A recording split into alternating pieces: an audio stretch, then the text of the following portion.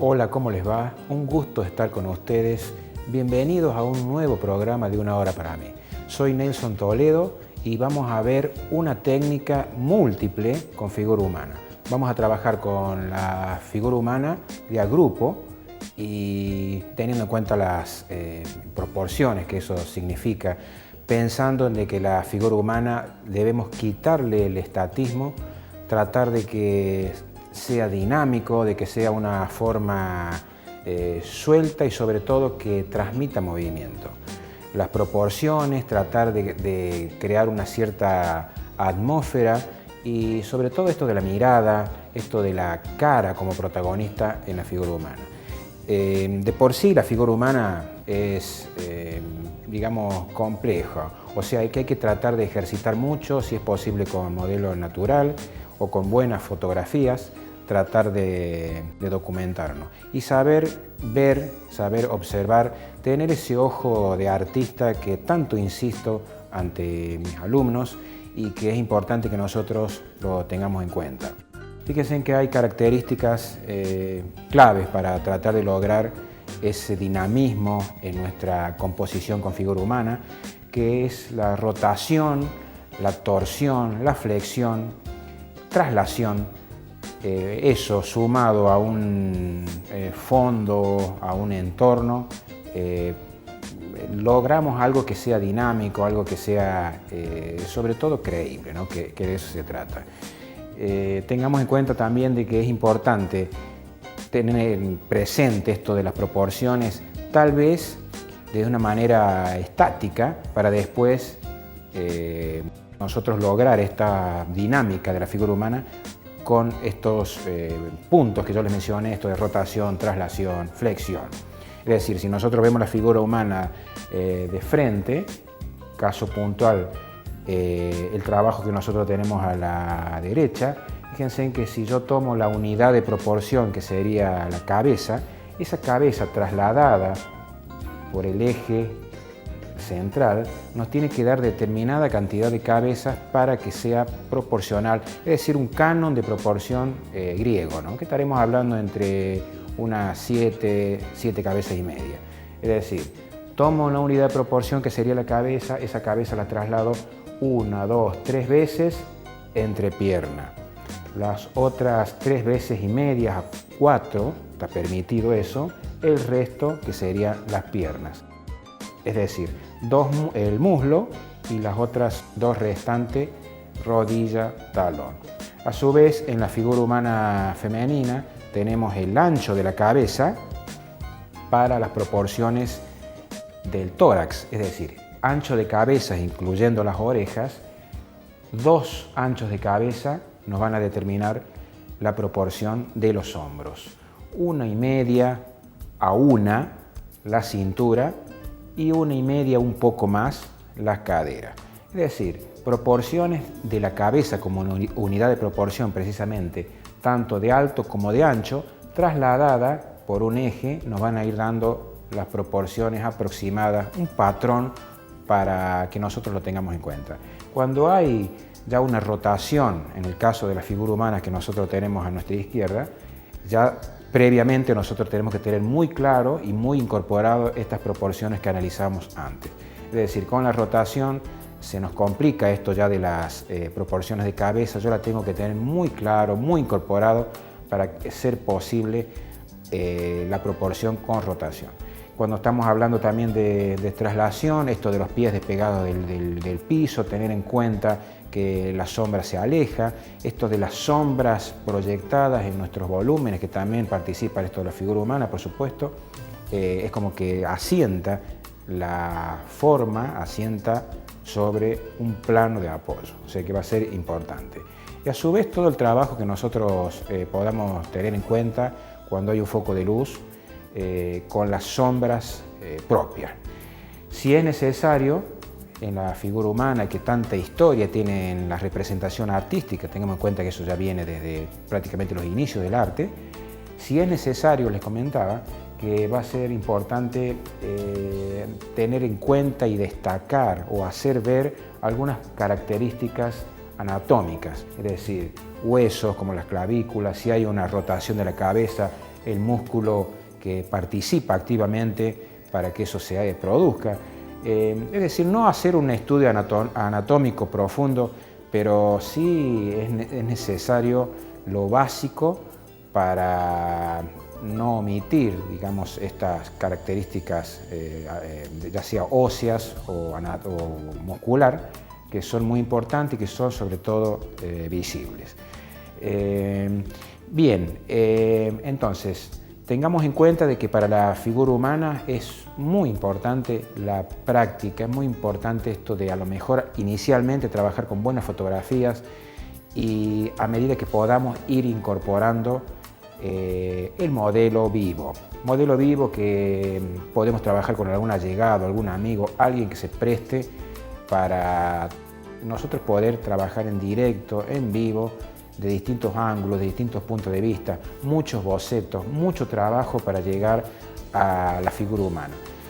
Siempre yo les repito esto a mis alumnos, cuando hay algún desajuste en las proporciones de la figura humana es advertido por cualquier persona, es decir, aunque no sea un conocedor del arte, es por esto que nosotros nos vemos reflejados permanentemente, nos vemos identificados, es decir, nos levantamos, nos vemos al espejo, salimos a la calle, vemos personas, es decir, que las proporciones están bien instaladas en nosotros. Tal vez esa persona no sepa decirnos cuál es el ajuste, pero nos va a decir, aquí hay un problema.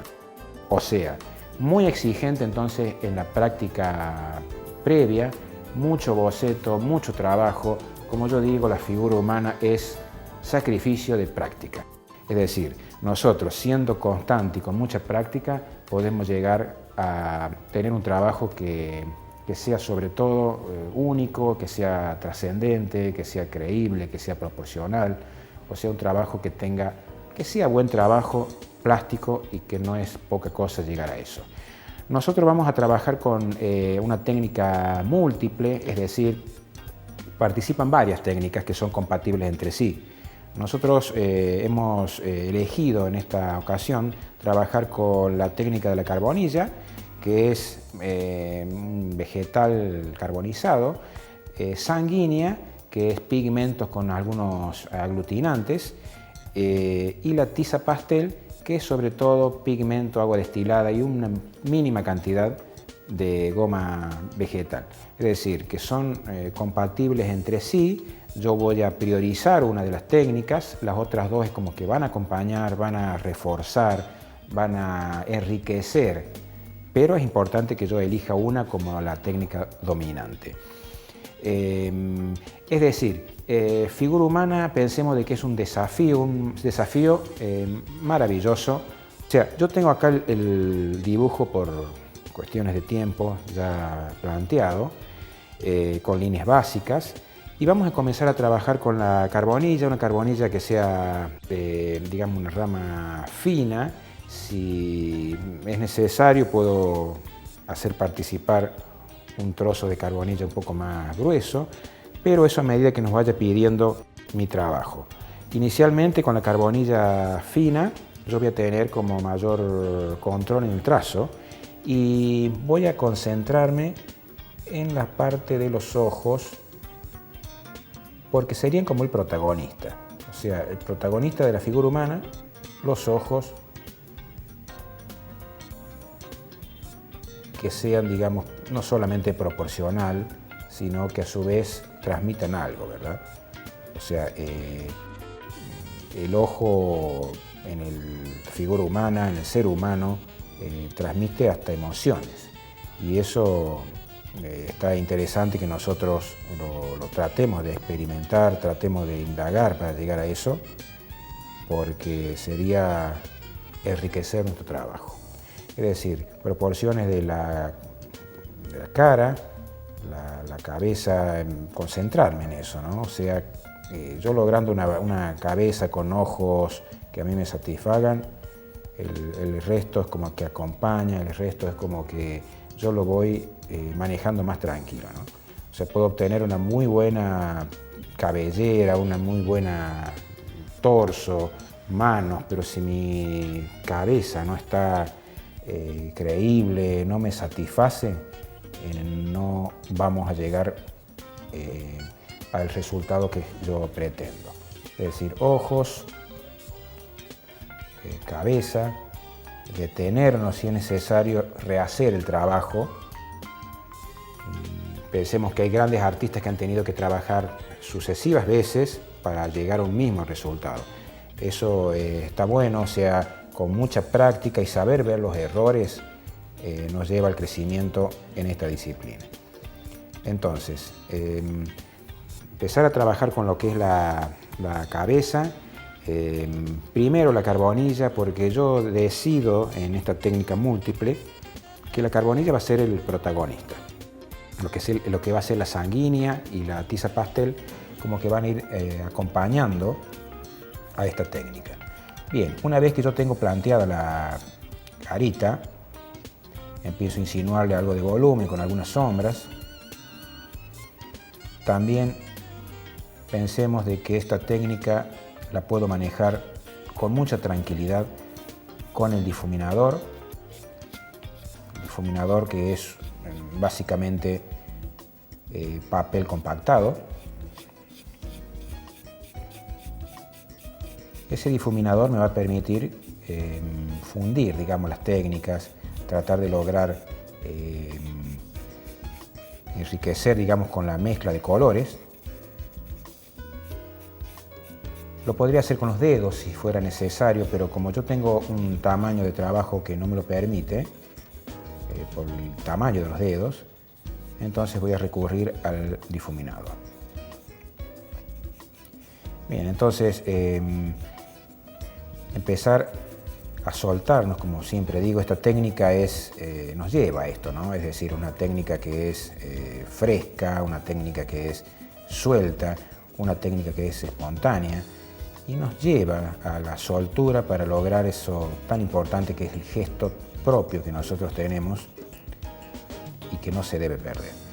Bien, yo empiezo a trabajar entonces la carita, vamos por los brazos. Primero voy a, digamos, definiendo la forma. Una vez que yo lo logre, empiezo a trabajar los volúmenes. Y esos volúmenes van a estar también presentes con la técnica de sanguínea, con la técnica de tiza pastel. Recordemos también de que hay partes que son muy importantes, que yo necesitaría también practicar en forma permanente. La figura humana, tengamos presente de que es no solo las proporciones, sino que cada componente tiene su importancia. Es decir, yo puedo tener ojos, trabajar mucho con ojos, mucho con narices, orejas, que las orejas por ahí es una forma media compleja, ¿no? Manos, pies, desde distintos ángulos. Con esto de las manos, hasta nosotros mismos podemos dibujar nuestras propias manos o usar un espejo como un auxiliar. O sea, no hay pretextos para no, digamos, desarrollar mucha práctica. Insistencia es la clave para lograr progresos, no solo en la figura humana, sino en cualquier disciplina artística. Bien, en el próximo bloque nosotros vamos a continuar con esta maravillosa técnica, vamos a continuar desarrollando este trabajo, una composición que es relativamente compleja, de la figura humana en grupos. Espero que me acompañen, los espero.